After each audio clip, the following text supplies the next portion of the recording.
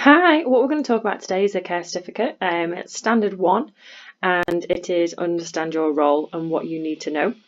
So all this information can be found on the Skills for Care website. Okay, so let's get in.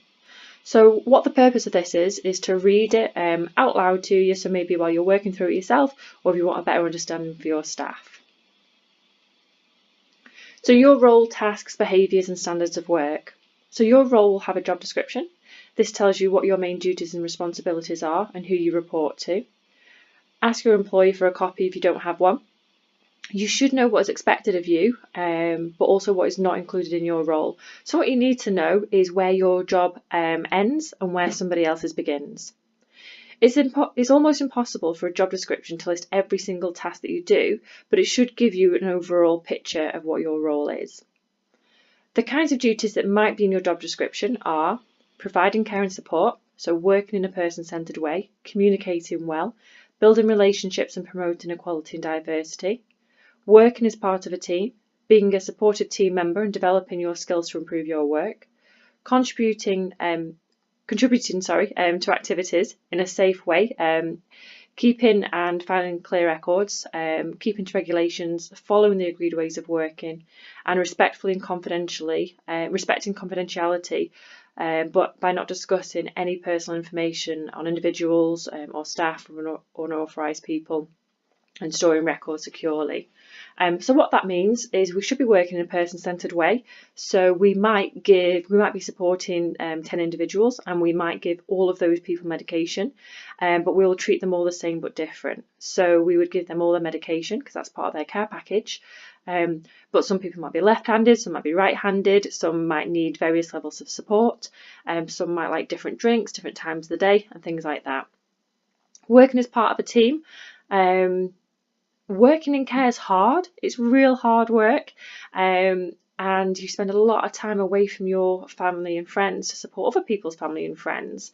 And I think that sometimes we don't always give each other the most support. So I think just be kind to each other and see whether you can make your role a little bit easier, because it's a tough job. It's a nice job, it's a rewarding job, but it's hard because you don't just get to stop thinking about work when you clock off, and things, you will reflect on things throughout the evening. Contributing to activities. So we need to make sure that our records are clear, and that we're using appropriate language as well within our files. We don't need to write absolutely tons and tons of things. We need to think, what is appropriate for me to be writing in the notes and what isn't. But we need to make sure that we're writing more than settled or all okay or carers per care plan.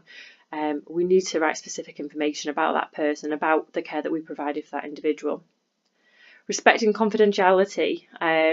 So this is really important, and during training we've had stories where people have been in like school playgrounds picking up the kids and things, and they've overheard conversations and they've realised that actually the person who who they're talking about is a loved one.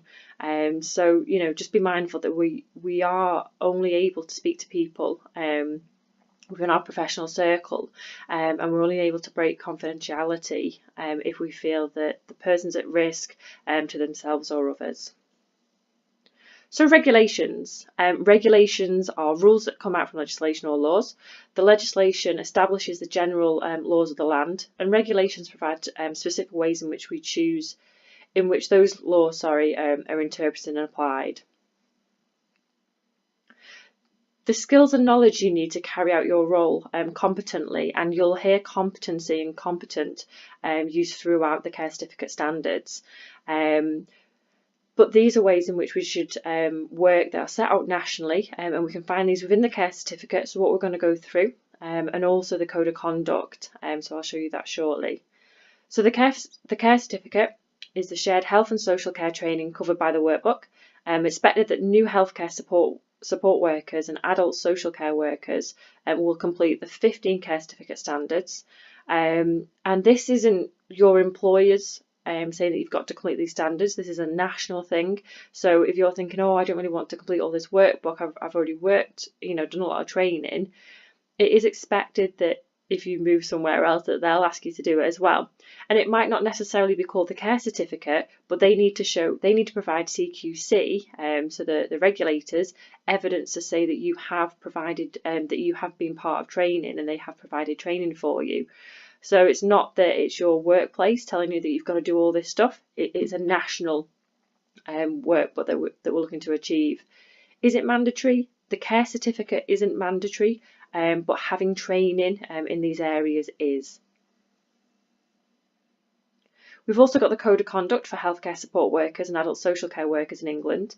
This has moral and ethical standards expected of all health and social care workers, and the code can either be found at Skills for Care or Skills for Health, and I've got a copy just here. So I just quickly googled that, and then this is what it looks like. So the 6 C's of nursing. So let's have a look. You might have seen posters about these in your workplace maybe. 6 C's nursing.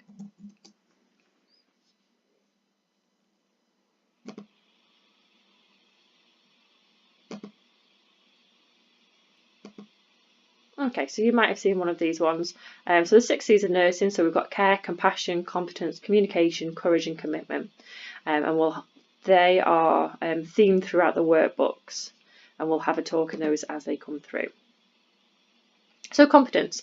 So what is competency? What does it mean to you? How does it impact your role? So competency is having the ability and expertise to understand an individual's needs in order to deliver effective care. So sometimes we can be really, really good at not doing something very well, because we've been shown that way by somebody who we perceive to have more experience than us, and we just think that that's the way that it's done. So sometimes we can do things wrong but not realise we're doing them wrong. And when we are assessed, or when there's a spot check, that can come out through the assessment, and then that helps us to improve our technique. A lot of people don't like being assessed, and it can be difficult, and I know that if I'm parallel parking, I can do it absolutely fine, 10 out of 10 every time. If I've got somebody in the car with me, especially my dad, I really struggle with that skill. So sometimes even when we are being assessed, we're not doing it exactly as we would do, because sometimes nerves can get the better of us. But we can talk that through with the person that's assessing us. But as uncomfortable as it might make us feel that somebody's watching us, we do need to think that the person that we're supporting is somebody's loved one, and if we were trusting somebody to look after our loved one, that we would want to make sure that somebody assessed them and made sure that they were doing everything correctly. So if it makes you feel uncomfortable, talk to your assessor about it, let them know that you're a bit nervous, and then try and be as natural as possible, but also understanding that it's not about seeing whether you're doing things wrong. It's about how to make improvements, so that you deliver a better service to that individual. So as you develop your role, you'll continue to build your knowledge and skills. You may be asked to take a qualification during or after completing your induction. Employees should invest in their workers' learning development beyond induction. Experience, attitudes and beliefs. So your experiences, your attitudes and beliefs are part of what makes you you. They affect how you think, what you do and how you do it. Your background, upbringing, education, experience and relationships will all have played a part in the way that you see things. And these attitudes and beliefs may have led you to choose the work and health and social care, but sometimes they could lead to for you assuming things about people that aren't right. It is important that you develop self-awareness so that you can learn to check that this doesn't happen. You should take time to learn about and understand the different attitudes and beliefs of others, so that you can work with individuals in a way that takes these into account. So for example, when I first started my nurse training, anybody who had grey hair, I would talk really, really loud to, because my experience at that time was my nan and granddad, who I needed to speak up a little bit. And it wasn't until somebody said, "I'm not deaf, you know." I was like, oh, I'm being really silly here. So then I stopped thinking that everybody with grey hair was deaf or hard of hearing. And that wasn't something that I intentionally did. It was just that my environment meant that, and my upbringing meant that I had to speak up to somebody with grey hair. So that was possibly an attitude and belief, an experience that I had that changed once I started my nurse training. And now it seems really silly that I did that. So beliefs can be described as things in life that you feel strongly about, that guide you in your daily life and link very closely to your morals and values. And attitudes are approaches and opinions and mindset that you've developed throughout your upbringing and life and learning experiences. So values, aims and objectives. So it's important to understand what your employer wants you to achieve, as it helps you understand your role. Your organisation will have values, aims and objectives. So a value, so they're beliefs and ideals that should be evident in all aspects of the service you provide. Aims are the general goals the organisation hopes to achieve through their activity. The purpose of your job will contribute to achieving those. And objectives are specific things that must be in place in order to achieve them. So the aim for a care environment might be to promote independence for people using their service, and an objection might be that they will include what we call positive risk taking. So for example, we supported a lady who had dementia, and throughout her life she was a caregiver, whether that was being a mum, whether that was being an older sister to a large family, looking after her husband. There was always a caregiver in her life. That's what her role was. And when she came to a care home, that role had disappeared now. She was no longer that caregiver. So we took a positive risk, and the lady was able to make her own cups of tea and use a boiling kettle.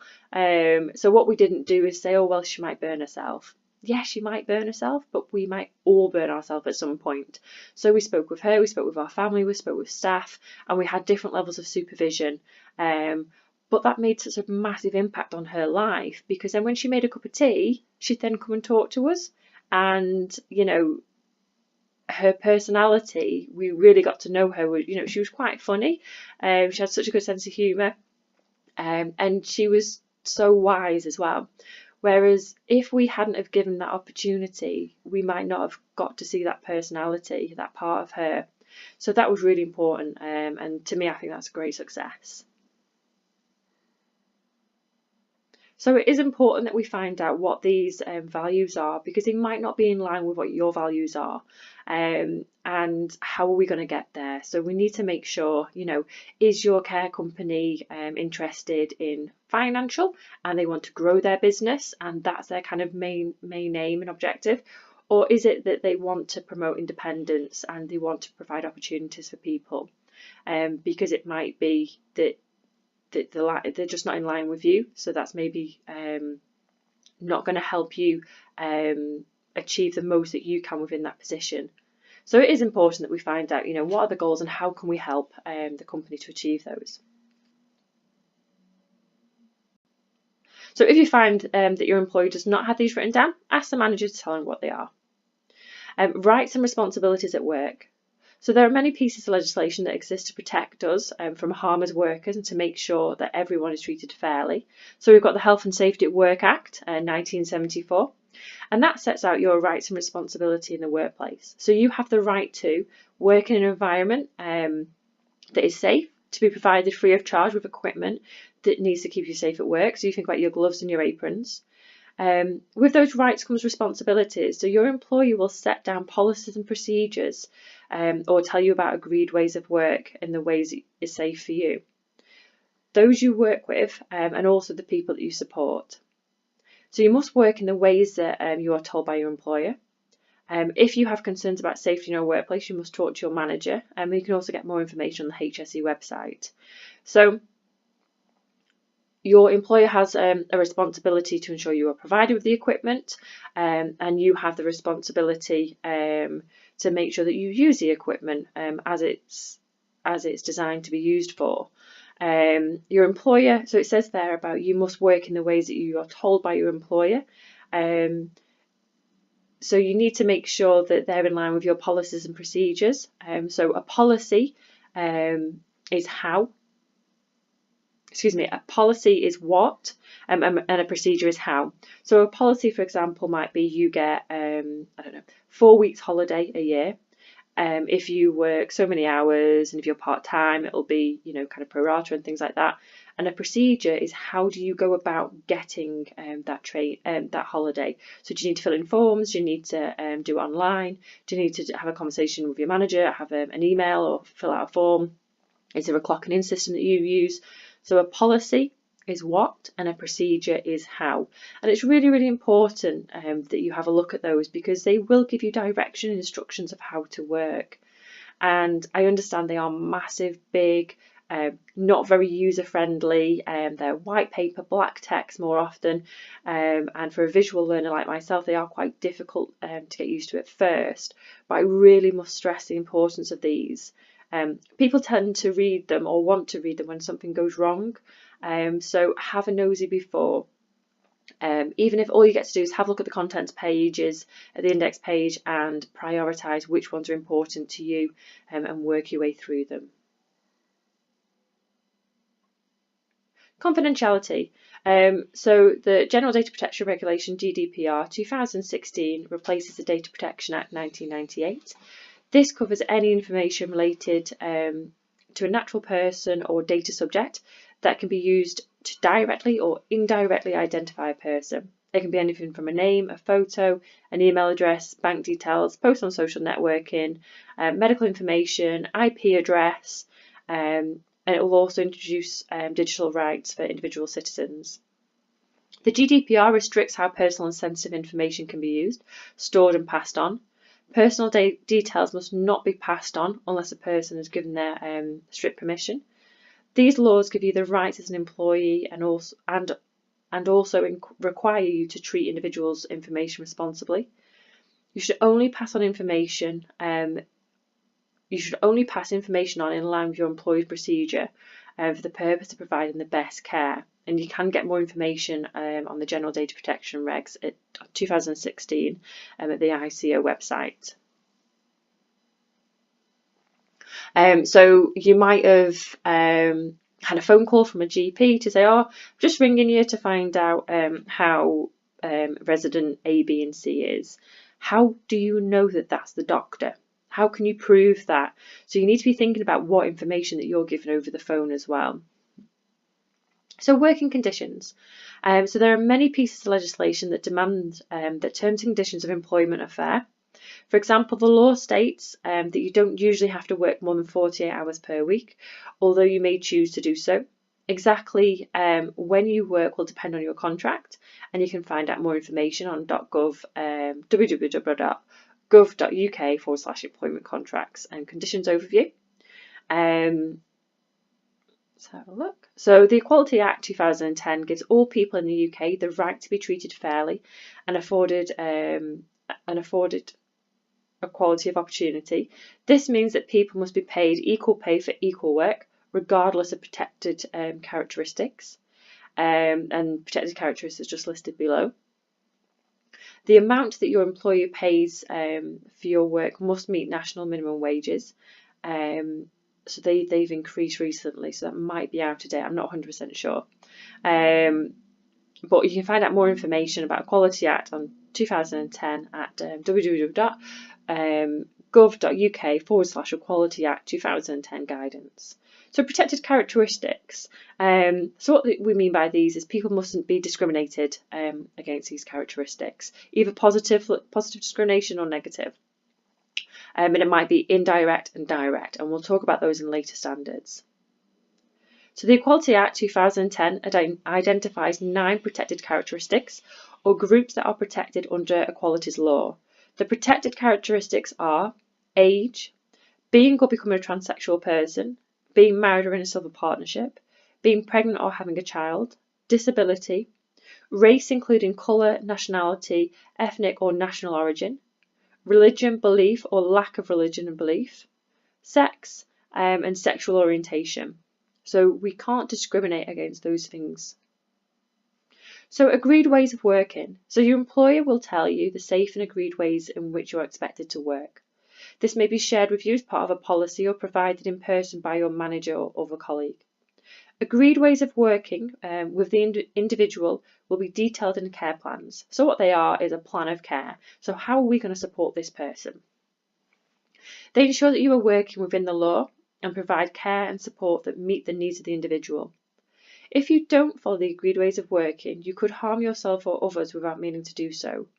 You are responsible for your own work and could face disciplinary procedures if people come into harm as a result of your actions. This could lead to dismissal or even prosecution. You have responsibilities to the people that you provide care and support for. You must ensure that their safety and welfare is protected by ensuring that the care plan is followed and carried out in agreed and safe ways. The care that they receive meets their needs by involving them and their carer or support network in planning, review and delivery of care. They are treated fairly and their rights are upheld by working in ways that promote equality and diversity and uphold their dignity and human rights. Not all individuals that you support will be confident or able to speak out. If their care is inadequate or if they are treated in ways that do not uphold their rights, you must support them to make a complaint or raise concerns. So this section here, it's not just about people not being able to speak out, as in, they physically are unable to do that. Could you imagine? So I joke sometimes and I say, when you go to the hairdresser, don't upset the hairdresser because they've got scissors in their hand. I wouldn't say anything bad because I'd be scared she'd chop my hair off. So if you're providing care for that individual and they're not happy with how you speak to them, how you treat their house, how you're not very nice to their dog, is that an equal relationship where they can say, oh, do you know what, Jen, I really wasn't happy about how you spoke to my dog the other day, because they might feel a bit vulnerable that I might not then give them their pain relief, or I might not give them their food, or I might turn the TV onto a channel that they really, really don't like. So we do need to be thinking, is this person happy with how we're providing care, and how are we openly able to give them a platform to speak or communicate with us, and in a way that we don't take it personally. We just understand that people are different, and if you were to come into my house, something might be really important to me that it isn't important to you. So it might be really important to me that you put every single dish away when you're finished with it. Whereas you might think, well, I'm coming later on this evening, I'll just put them away then. So we need to think, because that might be okay for you, but it would maybe stress me out a little bit. So we just need to think, are we providing care that is in the person's best interests, or are we doing things that make sense to us and are important to us? And I think that's really important, that we give people the opportunity to be able to say things and not have a punishment attached to that. Okay, so reporting errors. So we're all human and make mistakes, and mistakes sometimes happen. When mistakes are made, it's important to be honest and identify where errors have happened. This will allow action to be taken that may reduce the impact of the mistake, lessons to be learned through thinking about and agreeing what went wrong.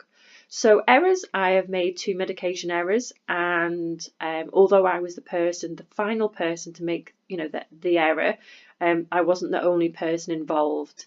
And the people were fine. They received their own medication. It was at the wrong time. However, if I hadn't have gone through the channels and I hadn't have reported it to my manager, I hadn't have let the doctor know, I hadn't have documented it, if that person became very unwell, a day or a week later, would I have been able to hold my hands up then and say, look, I made a drug error last week? Probably not. So we need to think about being open with any errors that we make. It might be very uncomfortable for us, but ultimately, we could really do some harm for the patient, and we have to live with our conscience. So if we walk away from that error and do nothing about it, that will be playing on our mind for a long time. And then if somebody else makes the same mistake, potentially we could have stopped that from happening, but we didn't. So, we do need to be open and honest. It's uncomfortable, it's not nice, but it's really, really important, because the alternative is less nice and, more uncomfortable for us, and could cause patient harm. So whistleblowing, so your employer should provide or explain their whistleblowing policy. You have you have a responsibility to report things that you feel are not right or illegal, or if anyone at work is neglecting their duties. This is known as whistleblowing, and in most cases you should discuss your concerns with your manager initially. However, if you felt that it's not appropriate to speak to your manager for whatever reason, you should follow your employer's whistleblowing procedure and ways of working. So what that means is, if we felt that care wasn't being provided, or we had a problem where we weren't getting equipment, or it wasn't being serviced, if it is that we can't discuss it with our manager, because they might be the top person, they might be the owner. I'm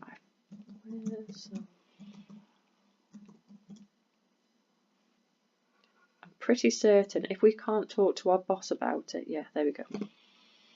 We can go on a .gov website and it will give us who to tell what to expect.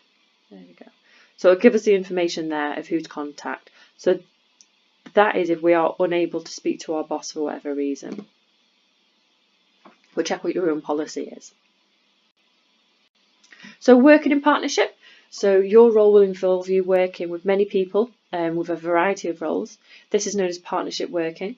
Developing good relationships will allow you to improve the quality of care provided. So remember, it takes a whole team to look after one person. You don't have to know all the answers to everything. There are many more people who get paid a lot more to make decisions. So what our role is as a care worker is to recognise changes and communicate those changes with somebody who can do something about it. Unless it's an emergency, and then obviously it's a 999 call then. But we don't prescribe and diagnose, so we shouldn't be giving information because something worked for our son or daughter or mum or dad. We should recognise changes, so what isn't normal for that person, and then communicate it with somebody who can do a referral. So the main working relationships in health and social care can be categorised in 4 ways. So we've got the individuals, their friends and family, your colleagues and managers, people from other workplaces, including advocates, so they're somebody who provides support by speaking for the individual on their behalf. And also we've got volunteer and community groups. So for an example, an individual's carer may provide support by visiting or providing food to them in their social care or health settings. You should be helpful and make sure that this is built into the care and plan routine and is understood by other care workers. You might also support the individual to share their wishes with the carer. Other workers might provide a service to somebody you provide care and support to. For example, a dietitian might advise the individual about their weight and help them agree a plan for their meals and snacks, taking into account any preferences or special dietary needs. As the worker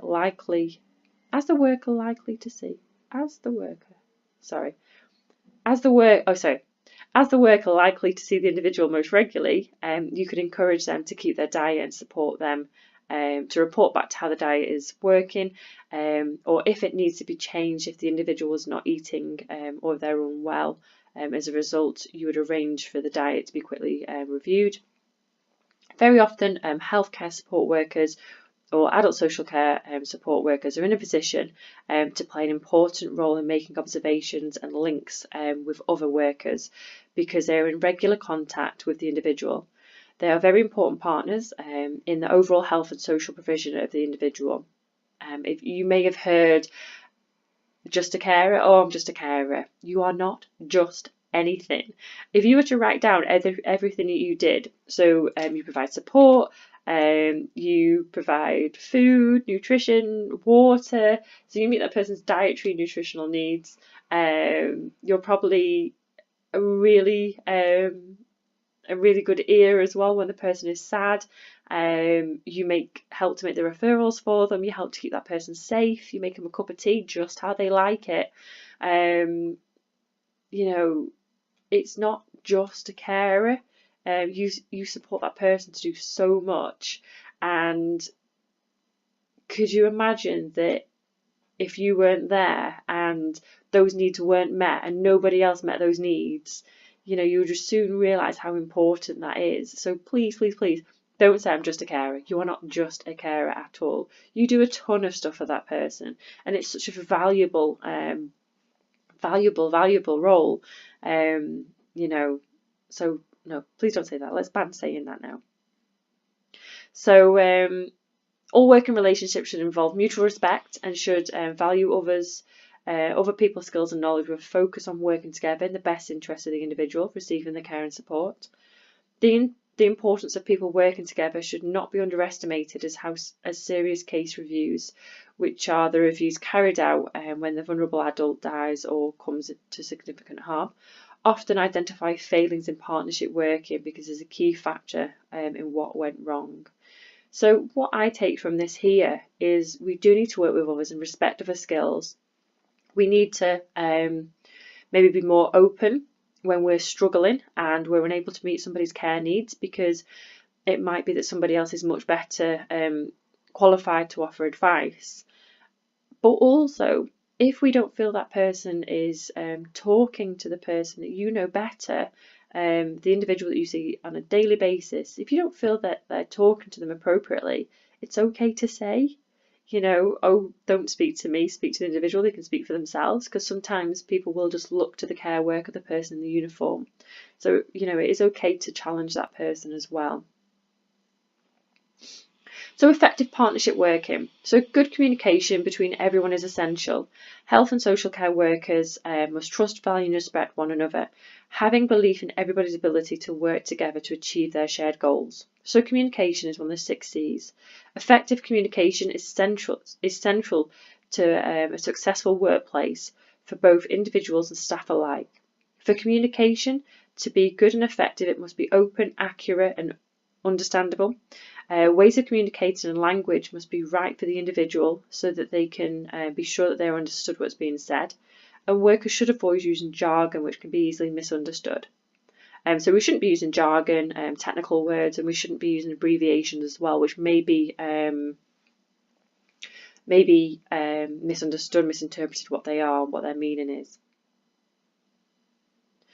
So when working with people with communication needs, it may be necessary to consider translators, pictures or communication boards to support and communicate the person. Jargon or complex terminology must not be used by social care or health workers with individuals or with their family and friends. Be mindful that jargon may be familiar to you and your colleagues, but not necessarily to the individuals you support. So if you think about somebody who's got a completely different job to you, if they were to explain what they did, they would probably use some jargon. And if you were to explain to them what you did, you'd probably use words that were familiar about your workplace. So when you're thinking about the person you're supporting, they don't know any of these terms. So just consider what it must be like to not understand something and not really know what's going on. So one way of if knowing if that person understands it is by asking them, you know, so you give them a big long sentence and you say, what do you understand from that? And see whether it's in line with what you were trying to communicate, because sometimes we hear things differently than the way the person says them. So accurate records must be kept to ensure that all those involved are kept up to date on the individual's progress and care.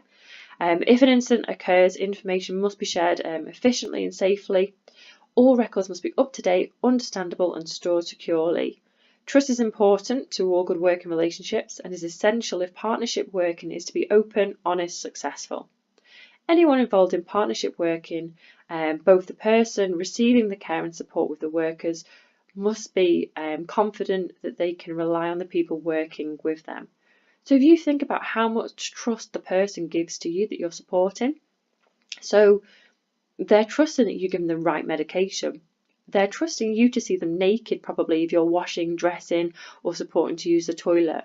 And that's a lot of trust that they're giving you. You're in their house maybe, with all their most prized possessions. So, you know, don't underestimate how much trust we expect from the people that we support, and maybe kind of start thinking how you would feel if you required that support, and it might help you to put yourself in that person's shoes, and to communicate with them better. I always think that we're practicing in communication. I don't think anyone is going to be perfect. We're practicing. Sometimes things will work and sometimes they won't, but learn from the things that didn't work so well and remember the things that did. So it's important to work in ways that promote respect. You should understand and respect that the contribution of each individual plays in planning and providing care. This applies to every person being supported, their carers and support network, as well as to other workers. So be nice to each other. Advice and support. So there may be times when there's disagreement between workers from different agencies or between the person receiving care and support and those who work for them. Conflict that is not resolved can affect the quality of care. You should ask for advice about partnership work in resolving conflict, whether you face any problem. You can ask your manager or other workers who are familiar with your workplace if they have any skills and experience to advise you. So what we're going to do now is we're going to stop this video, and then we're going to cut to the next video, which will be the care certificate, and this will be the activity book.